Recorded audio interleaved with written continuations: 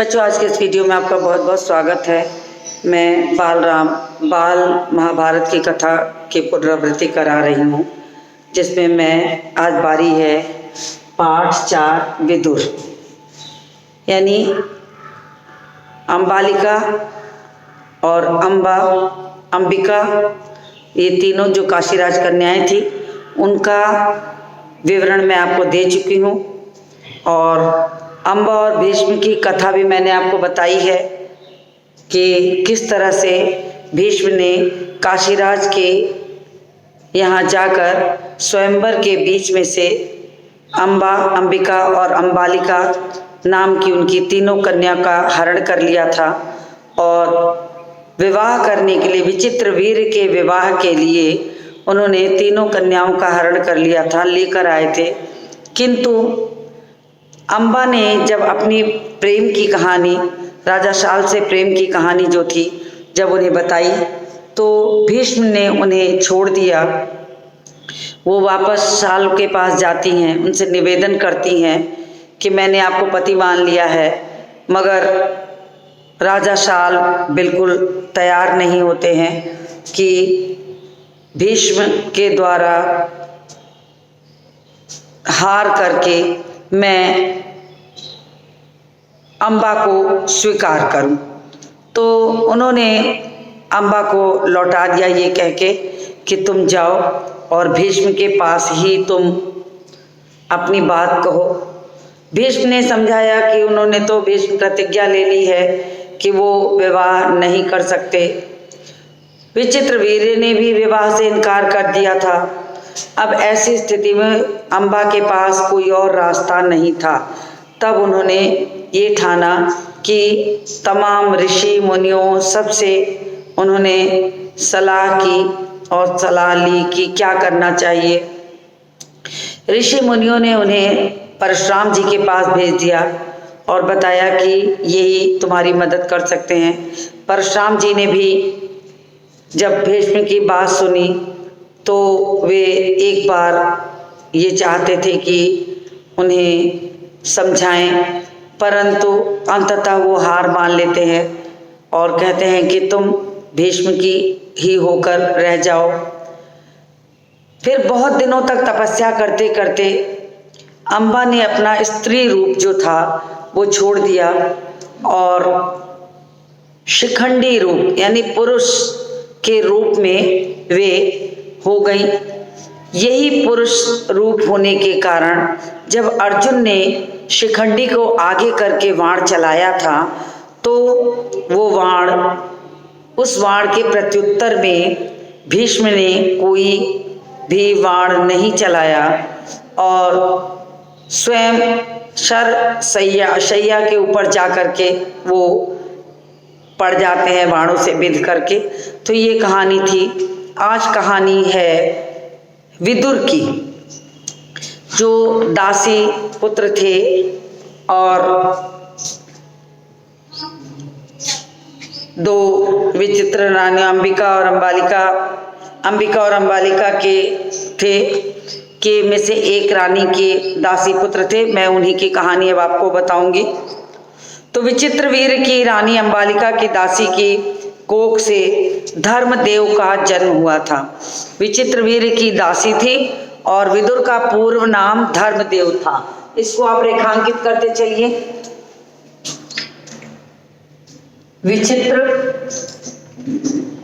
विचित्र वीर की रानी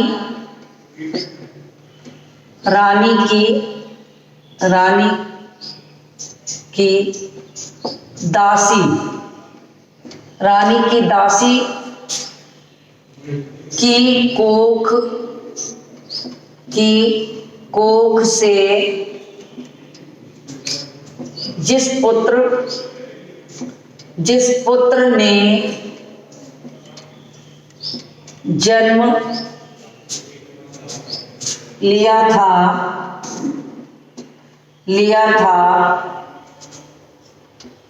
उसका नाम धर्मदेव पड़ा।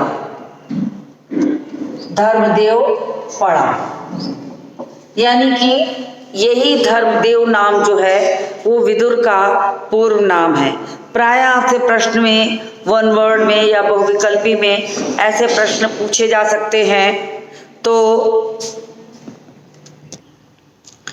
धर्मदेव नाम था विदुर का पूर्व नाम। तो आप अपने पुस्तक में उसको रेखांकित करिए, क्योंकि आपको वो वन वर्ड क्वेश्चन आंसर हो या बहुविकल्पी हो तो ऐसे प्रश्न पूछे जा सकते हैं, तो आपको ये याद होना चाहिए। तो साथ ही साथ जिसको मैंने हाईलाइट किया है वो आप उसको लिख लीजिए। तो विदुर के नाम से ये प्रख्यात हुए। धर्मशास्त्र तथा राजनीति में जो इनका ज्ञान था वो अथाह था, बहुत ज्ञाता थे धर्मशास्त्र और विज्ञान के, राजनीति के। और बड़े निष्प्रिय थे। देखिए शब्द आया निष्प्रिय, इसका शब्द आपके स्तर से कठिन है। बिना इच्छा शब्द लिख लीजिए, बिना चाह या बिना इच्छा, यानी उनके अंदर किसी चीज की इच्छा नहीं थी। हर चीजों से उन्होंने अपने माया मोह को समेट लिया था। तो निष्प्रिय शब्द आया है। मैं यहाँ बोर्ड पे लिख रही हूँ, आप इसको नोट कर लीजिए। निष्प्रिय, इच्छा रहित कह सकते हैं, बिना इच्छा कह सकते हैं। तो मैं बिना इच्छा लिख दे रही हूँ, यानी कि जिसके मन में कोई अलग से इच्छाएं ना हो, चीजों को लेकर माया मोह ना हो, लालच ना हो, ऐसी चीजों के लिए कहा। तो बिना इच्छा शब्द इसके साथ निष्प्रिय शब्द का मैं लिखती चल रही हूँ। और क्रोध तो उन्हें छू तक भी नहीं गया था। युवावस्था में ही भीष्म पितामह ने उनके विवेक को, उनके ज्ञान को अच्छी तरह परख लिया था। और तभी राजा धृतराष्ट्र ने उन्हें अपना प्रधानमंत्री मतलब मुख्य, जो सबसे मुख्य मंत्री हो उनका, उस प्रधान पद पर उनको रखा, प्रधानमंत्री के पद पर नियुक्त किया। और धृतराष्ट्र ने जिस समय धृतराष्ट्र ने दुर्योधन को जुआ खेलने की अनुमति दी, विदुर ने धृतराष्ट्र से बहुत आग्रहपूर्ण निवेदन भी किया था कि राजन, ये कार्य बिल्कुल उचित नहीं है और हमारे वंश को ये कार्य शोभा नहीं देता। इस खेल के कारण बेटों में आपसी वैर हो जाएगा, वैर भाव बढ़ेगा।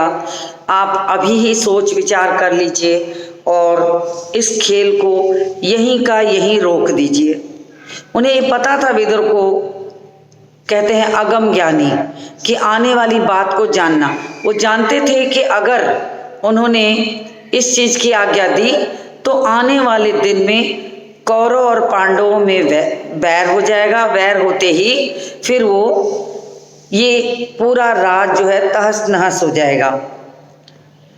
धृतराष्ट्र विदुर की बात सुने तो बहुत प्रभावित हुए। उन्होंने अपने बेटे को, दुर्योधन को अकेले में बुलाया और समझाने की कोशिश की कि इस कुचाल में मत पड़ो। रोकने की भी बहुत कोशिश की, बहुत समझाया। बड़े प्रेम के साथ बोले कि गांधारी के लाल, गांधारी पुत्र को गांधारी के लाल कह के बहुत दुलार से उन्होंने ये चीज कहा था। विदुर बहुत बुद्धिमान है। धृतराष्ट्र को भी इस बात का पता चल गया था कि विदुर बहुत बुद्धिमान है। उनकी जो सोच है वो कभी गलत सिद्ध नहीं हो सकती। वो हमेशा हमारा भला चाहता है। उन्होंने कहा कि दुर्योधन को समझाया कि वो हमेशा हमारा भला चाहते हैं और उनकी बात कभी गलत नहीं हो सकती, तो उनकी बात हमें माननी चाहिए। तो तुम बेटा जुआ खेलने का जो विचार है अपना छोड़ दो। विदुर कहते हैं कि इससे वैर भाव बढ़ जाएगा, दुश्मनी बढ़ेगी, विरोध बढ़ेगा, राज्य का नाश हो जाएगा और कभी न कभी यही राज्य के नाश का कारण बन जाएगा। अब धृतराष्ट्र ने अपने बेटे को सही रास्ते पर लाने की कोशिश तो बहुत की थी, किंतु दुर्योधन कहाँ किसी की बात सुनता था। दुर्योधन बिल्कुल मानने को तैयार नहीं था। वृद्ध धृतराष्ट्र अपने बेटे से बहुत प्यार भी करते थे, बहुत प्रेम था उन्हें, बहुत स्नेह था, और अपनी इसी कमजोरी के कारण इसका जो अनुरोध कर रहे थे, जो उन्होंने दुर्योधन से बहुत मिन्नतें की, बहुत प्रार्थना की कि तुम किसी तरह से मान जाओ और ये अपने मन का जो भाव है इसको निकाल दो। सोचो ही मत कि जुआ खेलने के लिए पांडवों को आमंत्रण देना है, क्योंकि कल को यही जुआ खेलने का कारण बहुत बड़े विनाश का कारण होगा। उस समय कोई भी इस चीज को लौटाने वाला नहीं मिलेगा, टाल नहीं सकेगा। धृतराष्ट्र पर बस न चला, लेकिन धृतराष्ट्र ने दुर्योधन को बहुत समझाया, मगर उनके ऊपर कोई बस उनका चला नहीं, वो कुछ भी नहीं मान सके। विदुर युधिष्ठिर के पास गए, उनको जुआ खेलने को जाने से रोकने का प्रयास किया। अब विदुर ने सोचा कि जब दुर्योधन नहीं मानने को तैयार है तो मैं ऐसा करता हूँ कि मैं युधिष्ठिर को ही मना कर देता हूँ कि आप खेलने ही मत जाइए। जब आपको दुर्योधन आमंत्रण दे, निमंत्रण दे, बुलावा भेजे, तो आप उसे जो है उसे मना कर दीजिए, इनकार कर दीजिए और आप उसमें बिल्कुल भी मत जाइए खेलने। लेकिन जैसे जहाँ तक कि हम सब लोग जानते हैं कि इतिहास भी गवाह है इस चीज़ का कि खेल में और बुलावा भेजने के बाद न जाना बिल्कुल उचित नहीं माना जाता। तो युधिष्ठिर ने विदुर की सब बातें ध्यानपूर्वक सुन तो ली, बड़े आदर के साथ बोले, चाचा जी मैं जानता तो सब हूँ, पर काका धृतराष्ट्र बुलाए तो मैं कैसे इनकार करूँ। तो उन्होंने कहा कि अगर उनका आमंत्रण आ गया है, काका धृतराष्ट्र मुझे बुलाना चाहते हैं, तो मैं इस चीज़ का इनकार कैसे करूँ उनसे। सब मैं जानता हूँ मैं, लेकिन मैं इनकार नहीं कर सकता। युद्ध या खेल के लिए बुलाए जाने पर न जाना क्षत्रिय धर्म के विरुद्ध है, अर्थात युद्ध में और खेल में बुलाए जाने पर न जाना क्षत्रिय धर्म के विरुद्ध माना जाता है, तो मैं ऐसा काम नहीं कर सकता हूँ। उन्होंने यही बात समझाने की कोशिश की और ये कहकर क्षत्रिय युधिष्ठिर जो थे क्षत्रिय कुल की मर्यादा रखने के लिए अंततः जुआ खेलने के लिए तैयार हो जाते हैं। तो बहुत छोटा सा पाठ ये था, पाठ 4 विदुर, जिसमें कि सिर्फ विदुर का परिचय देने के लिए कि ये दासी पुत्र थे और इनका पूर्ण नाम धर्मदेव था, उसी के लिए ये पाठ परिचय दिया है। मुश्किल से बहुत छोटा सा अंश है, पुस्तक आपके सामने है, आपने देखी होगी। तो मैं इसी पाठ के साथ आपको पाठ 5 कुंती जोड़कर भी पढ़ा देती हूँ, क्योंकि आपको इससे पता चल जाएगा और समय भी है। तो अब मैं कुंती की कहानी आपको बताऊंगी। तो पाठ 4 के बाद अब मैं पाठ 5 पर आ जाती हूँ। कुंती यहाँ मैं लिख देती हूँ ताकि आप ये जानिए कि पाठ 4 और 5 एक साथ चल रहा है। तो ये पाठ 5 कुंती। अब देखिए कुंती की कहानी मैं आपको बताऊंगी। प्रथा नाम था इनका जो पूर्व नाम था वो प्रथा था। तो पूर्व नाम आपको याद रखना होगा। यदुवंश के प्रसिद्ध राजा सूरसेन श्री कृष्ण के पितामह थे। इनके प्रथा नाम की कन्या थी। इनके पास प्रथा नाम की एक कन्या थी और प्रथा ही कुंती है। रूप में, गुण में इनकी कीर्ति जो है, इनका यश जो है वो दूर दूर क्षेत्रों तक फैला हुआ है। सूरसेन के फुफेरे भाई कुंती भोज के कोई संतान नहीं थी। सूरसेन के फुफेरे, देखिए सूरसेन के फुफेरे भाई, फुफेरे मतलब फूफा, फुफेरे भाई, सूरसेन के फुफेरे भाई कुंती भोज। देखिए इनका नाम था कुंती भोज और कुंती भोज के ही नाम पर वास्तव में कुंती का नाम पड़ा। कुंती भोज के कोई संतान नहीं थी, संतान नहीं थी। तो कुंती भोज के कोई संतान नहीं थी और सूरसेन ने कुंती भोज को वचन दिया था कि उनकी जो पहली संतान होगी उसे वो कुंती भोज को गोद दे देंगे, गोद ले लेंगे कुंती भोज। तो उन्होंने यही कहा कि कुंती भोज को गोद देने की बात कही। उसी के अनुसार उन्होंने ये उनका नाम पड़ा। तो कुंती भोज के ही नाम पर उनका नाम, असली नाम कुंती पड़ गया। कुंती भोज के यहाँ आने पर प्रथा का नाम कुंती भोज पड़ा। तो कुंती के बचपन में ऋषि दुर्वासा एक बार कुंती भोज के यहाँ पधारे। जब कुंती बहुत छोटी थी तो एक बार दुर्वासा ऋषि कुंती भोज के यहाँ आए थे और 1 वर्ष तक कुंती ने बड़ी सावधानी, बड़ी सहनशीलता के साथ उनकी सेवा शुश्रूषा की, यानी बहुत सेवा की। 1 वर्ष तक दुर्वासा ऋषि की उन्होंने सेवा की और फिर ऋषि बहुत प्रसन्न हुए।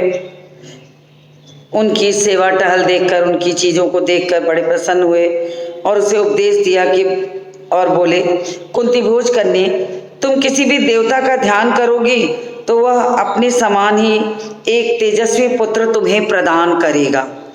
ऋषि प्रसन्नता के कारण ये बात उनको इतने खुश थे कि अगर तुम कभी भी किसी भी देवता का आह्वान करके तुम उन्हें याद करोगी तो उसी के समान तेजस्वी पुत्र तुम्हें प्राप्त होगा।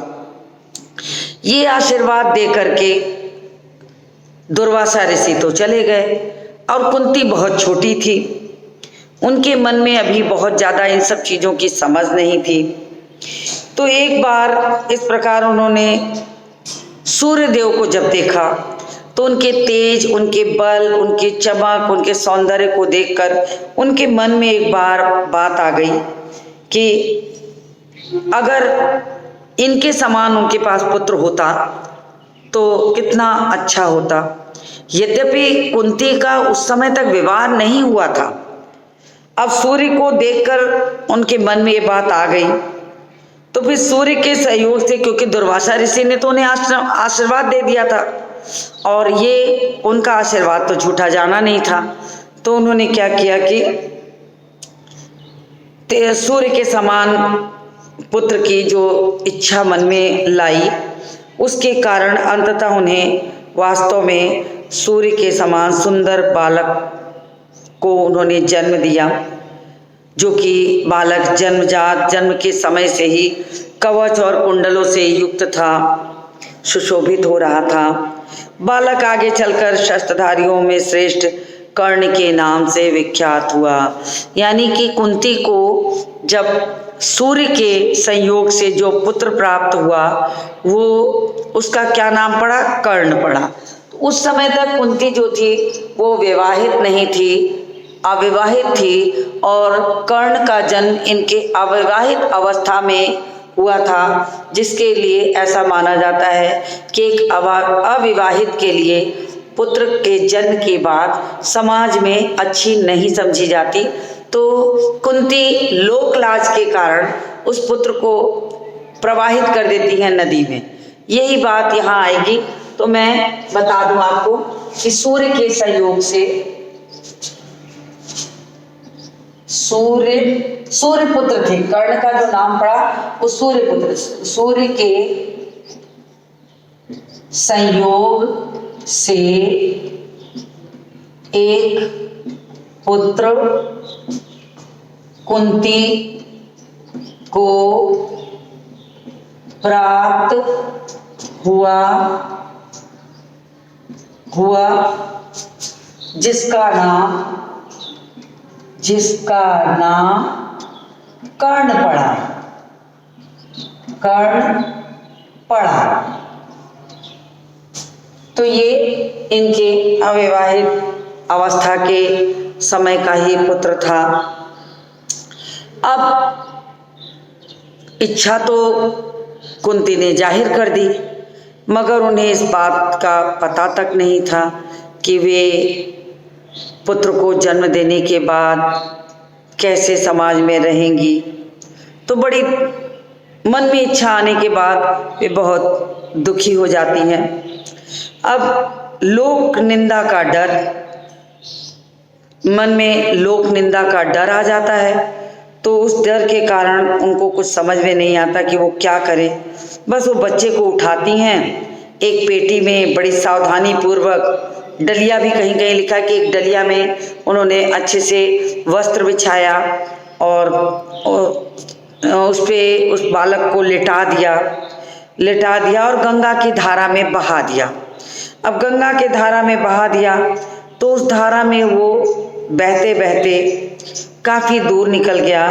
आगे जाकर जैसे ही वो कुछ आगे गया, एक अधीरथ नाम का सारथी था जिसकी नजर उस पे पड़ी। जो सारथी था, अधीरथ नाम था उसका, अधीरथ सारथी था।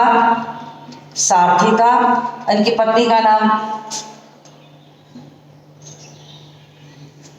राधा ही था। तो सारथी थे ये। तो इन्होंने उस बालक को जैसे ही नजर पड़ती है उठा लेते हैं। पेटी निकाली, खोलकर देखा एक सुंदर सा बच्चा। वो निसंतान थे अधीरथ, तो निसंतान होने के कारण उनका तो मन बिल्कुल खुशी से विह्वल हो गया, बहुत खुशी से चमक उठा। अब उन्होंने उस बालक को जब उठाया तो मारे खुशी के फूले नहीं समा रहे थे और देखा कि एक सुंदर सा बालक है। बड़े प्रसन्न हुए और उसको ले करके वो सीधे घर की ओर आते हैं। सूर्यपुत्र कर्ण इसी तरह एक सारथी के घर में पलने लगे और सूर्यपुत्र कर्ण जो रहते हैं उन्हीं के यहाँ रहकर उनका लालन पालन होता है। अब जब वो थोड़े बड़े हुए, इधर कुंती विवाह के योग्य हो गई। कुंती भोज ने उनका स्वयंवर रचा। उससे विवाह करने की इच्छा से देश विदेश के तमाम राजकुमार आए। हस्तिनापुर के राजा पांडु भी वहां पहुंचे थे, स्वयंवर में शरीक हुए थे, वहां पहुंचे थे। और कुंती ने अंततः राजा पांडु को पसंद करके उनके ही गले में वरमाला डाल दी और राजा पांडु का कुंती के साथ विवाह हो जाता है। पांडु कुंती समेत हस्तिनापुर आ जाते हैं। उन दिनों राजवंशों में एक से अधिक विवाह का प्रचलन था, प्रथा थी। राजवंशों में हमेशा से ही ऐसा रहा है कि वे एक से अधिक विवाह की प्रथा उनके पास थी। तो भीष्म पितामह की सलाह से महाराज पांडु ने मद्रराज की कन्या माद्री से भी विवाह किया। तो मैंने आपको जब प्रारंभ में पढ़ाया था तभी ये बताया था कि राजा शांतनु की 2 पत्नियां थीं, एक कुंती और दूसरी माद्री। तो मद्र देश के राजा की पुत्री होने के कारण माद्री थी और कुंती भोज की पुत्री होने के कारण कुंती थी। तो मैंने यहाँ लिख ही दिया है कि कुंती भोज की पुत्री थी। कुंती भोज के कारण ये कुंती थी, कुंती कहलाई। और मद्र देश के मद्र राज्य के राजा की पुत्री होने के कारण इनका नाम माद्री पड़ा, माद्री। तो राजा शांतनु के तब 2 पत्नियां हो गई। राजा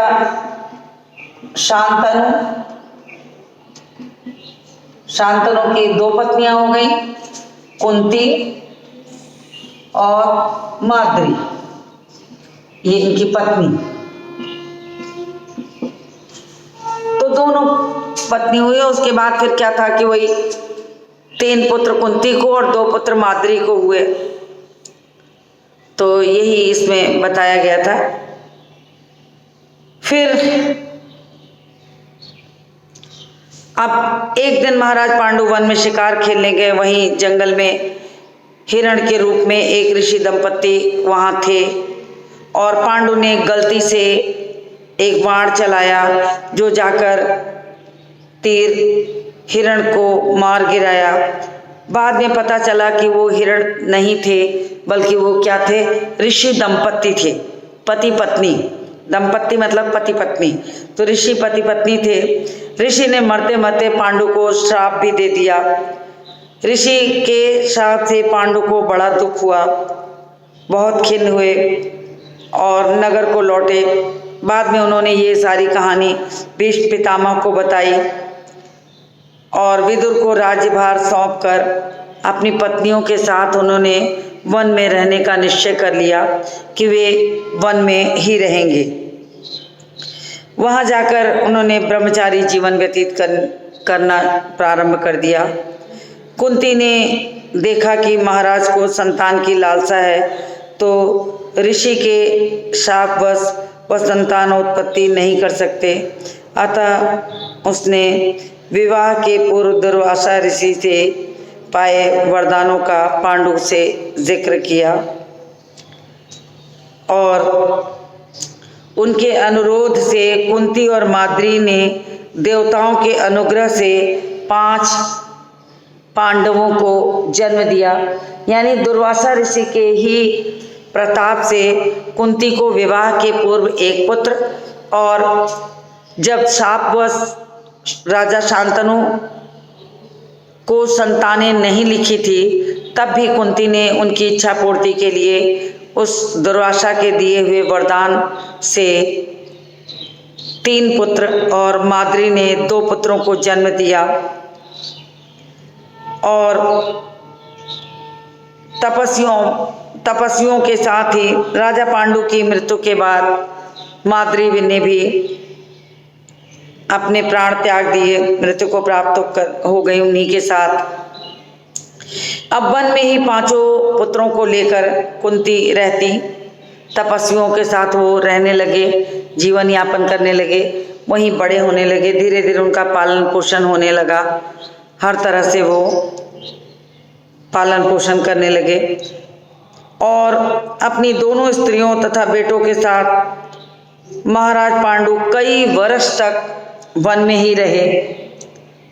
फिर वसंत ऋतु थी, सारा वन जो था प्रसन्नता से भरा हुआ था। ऋषि के शाप का असर हो गया और अंततः एक दिन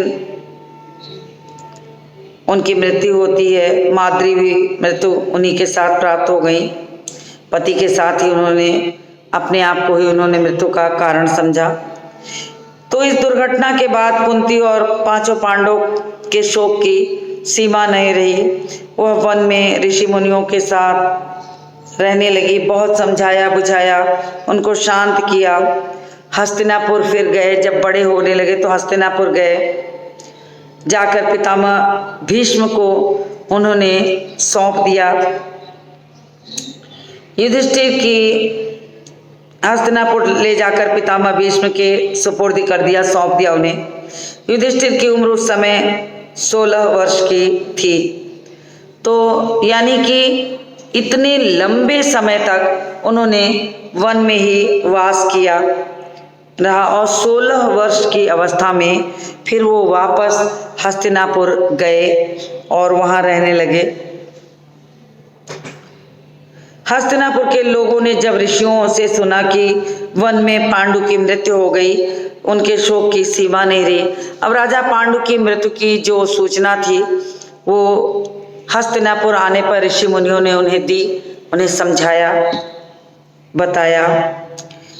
शोक की सीमा नहीं रही और पोते की मृत्यु का शोक करती हुई सत्यवती अपनी दोनों विधवा पुत्र वधुओं अंबिका और अंबालिका के साथ वन में चली गईं। अब धीरे धीरे तीनों वृद्धाएं कुछ दिनों तक तपस्या की और बाद में स्वर्ग को सिधार गईं। अपने कुल में जो छल प्रपंच तथा अन्याय होने वाले थे उन्हें वो बिल्कुल भी देखना पसंद नहीं करती थी, देखना पसंद नहीं था, उचित नहीं समझा। तो इस तरह से उनकी भी मृत्यु हो जाती है। इस तरह से देखा जाए तो राजा पांडु की मृत्यु के बाद उन्होंने, कुंती ने 5 पुत्रों को लेकर हस्तिनापुर भीष्म के आदेश के कहे अनुसार वाके रहने लगती हैं और वहीं पर युधिष्ठिर और अन्य भाइयों का जो था लालन पालन हुआ। अब इसके बाद की जो कहानी है वो पार्ट 6 भीष्म है, जो मैं आपको अगले वीडियो में पढ़ाऊंगी। तो आज के इस वीडियो को यहीं समाप्त करती हूँ और मिलती हूँ आपसे अगले वीडियो में।